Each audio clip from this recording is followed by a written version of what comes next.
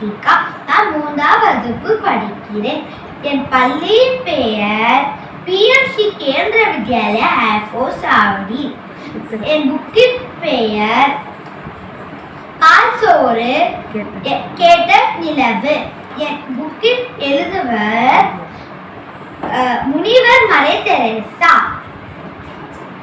என் கதையின் பெயர் தன்மை. ஒரு ஊரில் 4 நண்பர்கள் இருந்தார்கள். பால், தயிர், வெண்ணெய், நெய். அவங்க 4 பேரும் ரொம்ப சந்தோஷமா இருந்தாங்களாம், விளையாடுவாங்களாம். ஒரு நாள் பால் வந்து ரொம்ப கோபமா இருந்து தலையை திருப்பிச்சான். தயிர் வந்து அது தலைக்கு மேலேயே கோபமா இருந்துச்சான். வெண்ணையும் கோபமா இருந்துச்சான். ஆனா நெய் மட்டும் ரொம்ப சந்தோஷமாக இருந்துச்சான். பால் வந்து சொல்லிச்சான், என்கிட்ட இருந்தா நீங்க எல்லாம் வந்தீங்க, ஆனா எனக்கு தான் யாருமே எதுவுமே தர மாட்டீங்க, காசும் இல்லை, எதுவுமே எனக்கு தான் தர மாட்டீங்க. நீங்களாம் ரொம்ப நாளா வாழ்றீங்க, ஆனா நான் மட்டும் வாழவே முடியல. உங்களுக்கு தான் நிறைய பைசாலாம் தராங்க, ஆனா எனக்கு பைசா கொடுத்து வாங்குறாங்க, ரொம்ப கம்மியான பைசா தான் கொடுத்து வாங்குறாங்க அப்படின்னு சொல்லிச்சான். அப்ப எறும்பு கூட்டங்க வந்துச்சான். அப்ப அந்த பால் வந்து கேட்டுச்சான் எறும்பு கிட்ட, ஏன் எனக்கு மட்டும் யாருமே மரியாதை பைசால நிறைய தர மாட்டாங்க, கொடுத்து வாங்க மாட்டாங்க, நானும் ரொம்ப நாளா இருக்க முடியல அப்படின்னு கேட்டுச்சான்.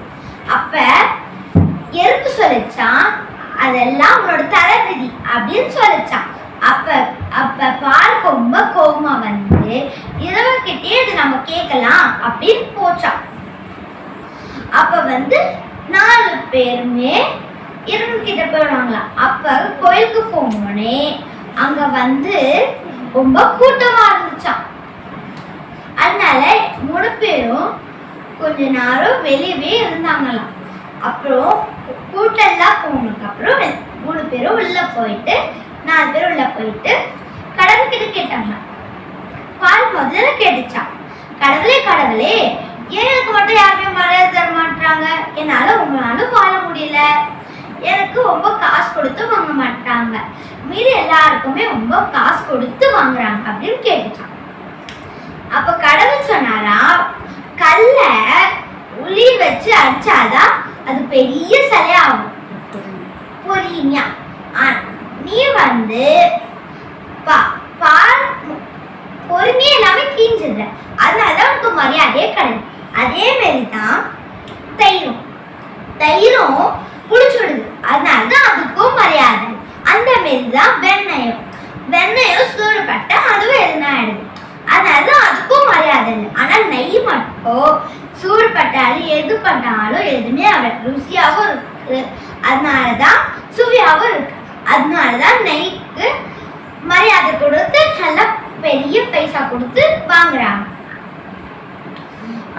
அப்புறம் அது புரிஞ்சுட்டு 4 பேருமே ஒன்னா சேர்ந்து ஒன்னா விளையாடிக்கிட்டே போனாங்க. நன்றி.